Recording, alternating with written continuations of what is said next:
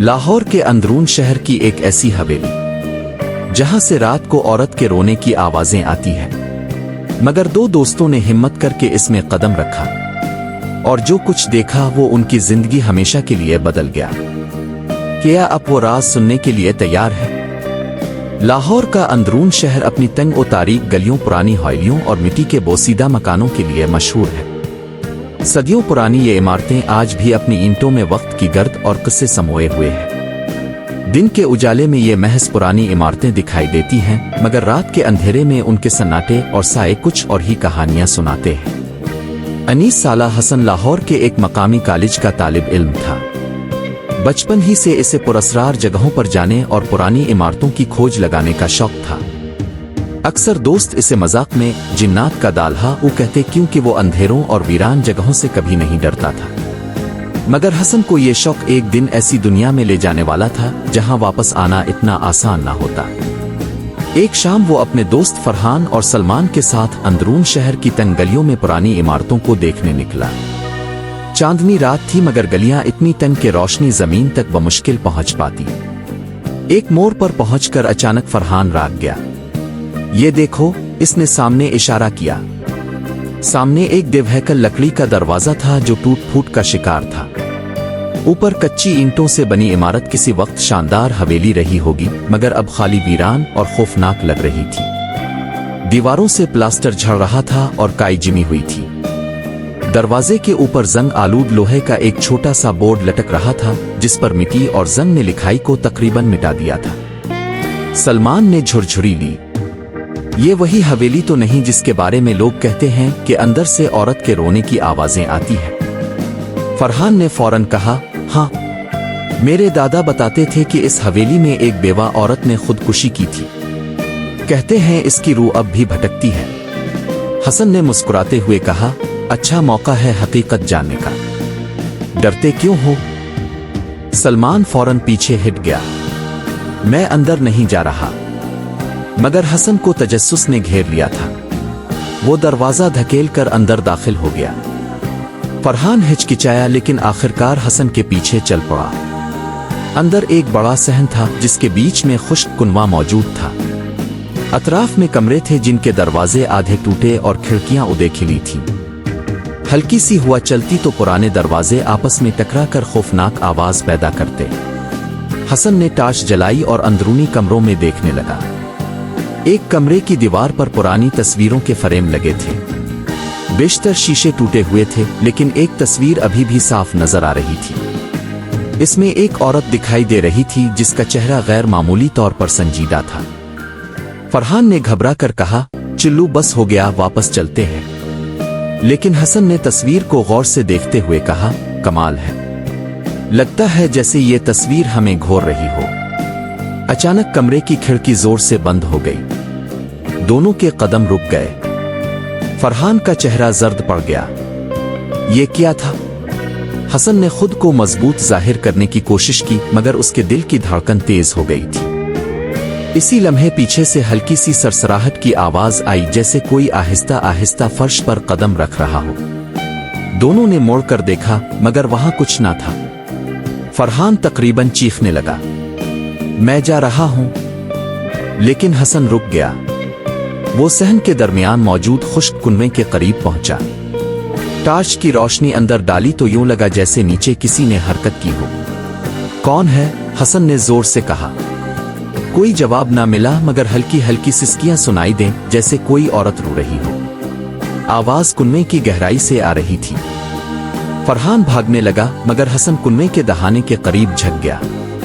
अचानक अंधेरे से एक सफेदी उभरी, जैसे कोई चेहरा। वो औरत की शक्ल थी, इसी औरत की जो तस्वीर में थी। इसकी आंखें सुर्ख जल रही थीं और उसके होंठों से कबनाक चीख निकली।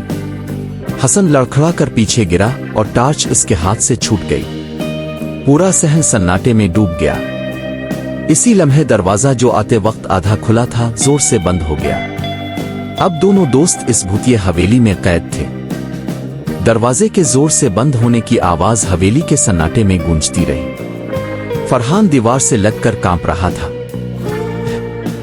हसन, ये सब देख रहे हो ना? ये जगह सही नहीं है। हमें निकलना चाहिए। हसन के हाथ अब भी लरज रहे थे। अभी अभी इसने जो चेहरा देखा था वो इंसानी नहीं था। आंखों में जलती सुर्खी और होंठों से निकली वहशतनाक चीख इसके ज़हन में गूंज रही थी, लेकिन इसके तजस्सुस ने फिर भी इसे पीछे हटने ना दिया। मैं मानता हूं कुछ है यहाँ, मगर हमें जानना होगा कि ये क्या है। इसी लम्हे ऊपर की मंजिल से कदमों की आवाज आने लगी, जैसे कोई भारी जिस्म आहिस्ता आहिस्ता चल रहा हो। दोनों ने एक दूसरे को देखा। फरहान ने सर झटकुते हुए कहा, मैं नहीं जा रहा ऊपर। लेकिन हसन आहिस्ता आहिस्ता लकड़ी की सीढ़ियों की तरफ बढ़ गया।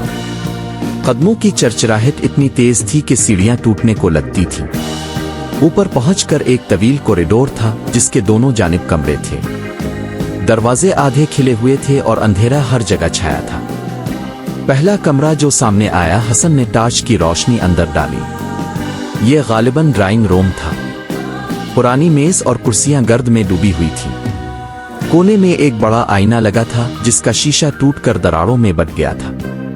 हसन आगे बढ़कर आईने को देखने लगा, लेकिन इसके दिल की धड़कन एकदम रुक गई। आईने में फरहान इसके पीछे खड़ा नजर आ रहा था, मगर हकीकत में फरहान अभी सीढ़ियों पर ही था और ऊपर आया ही नहीं था। आईने वाले फरहान का चेहरा आहिस्ता आहिस्ता मस्क होने लगा।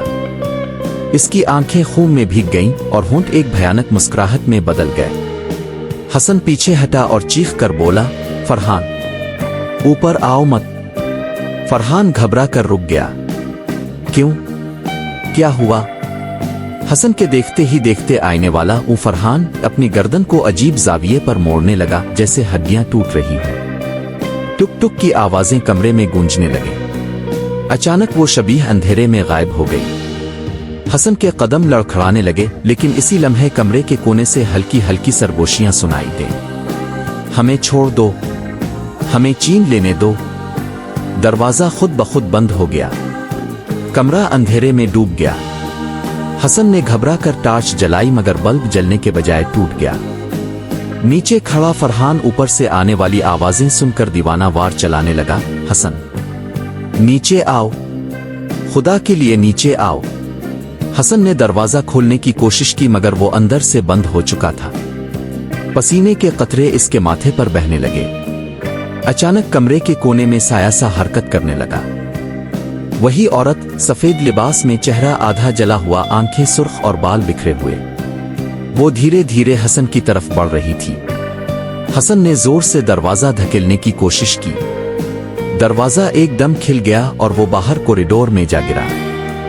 फरहान सीढ़ियों के करीब खड़ा लरज रहा था। हसन ने इसे पकड़ा और कहा, ये जगह खाली नहीं है, यहां कोई है। अभी वो नीचे जाने का सोच ही रहे थे कि कॉरिडोर के आखिर में एक कमरे का दरवाजा खुद ब खुद खिल गया। अंदर से मध्यम रोशनी झिलमिलाने लगी, जैसे किसी ने दिया जलाया हो। फरहान रोने लगा, नहीं हसन, बस करो, चिल्लू, यहां से चलते हैं। मगर हसन जैसे किसी अनजानी ताकत के जेरे असर था। वो आहिस्ता आहिस्ता इस कमरे की तरफ बढ़ने लगा। कमरे के अंदर एक पुराना संदूक रखा था। संदूक आधा खुला था और अंदर से कागजात, कपड़े और टूटी फूटी जेवरात झांक रहे थे। हसन ने संदूक के अंदर हाथ डाला। ऊपर से तो सब बोसीदा चीजें थीं, मगर नीचे से एक छोटा सा नोटबुक निकला, गर्द से भरा हुआ मगर अभी तक महफूज। नोटबुक खोलते ही पहले सफ़े पर लिखा था, मैं जीनत हूं, इस हवेली की बदकिस्मत रूह, ये मेरा आखिरी कलाम है। फरहान पीछे हिट गया, ये क्या है? हसन तेजी से वरक पलटने लगा। लिखा था, शादी के बाद ये हवेली मेरा घर बनी, मगर यह कैद खाना था। मेरा शौहर सफाक था, इसने मुझ पर जुल्म किए, और एक रात जब मैंने इसके राज खोलने चाहे तो इसने मुझे इसी कुनवे में धकेल दिया। मेरी रूह इसी दिन से बेसुकून है। जो भी इस हवेली में कदम रखता है, इसे मेरा दर्द सुनना पड़ता है। फरहान के हाथ पांव सुन हो गए, ये सब सच नहीं हो सकता। हसन ने आखिरी सतरें पढ़ी, जिस दिन कोई मेरा किस्सा पूरा पड़ेगा, मैं इस पर अपना साया छोड़ दूंगी, ताकि वो भी कभी सुकून ना पा सके। अचानक कमरे की मध्यम रोशनी बुझ गई। दोनों ने पीछे देखा तो दरवाजा बंद हो चुका था और अंधेरे में वही औरत खड़ी थी। زینت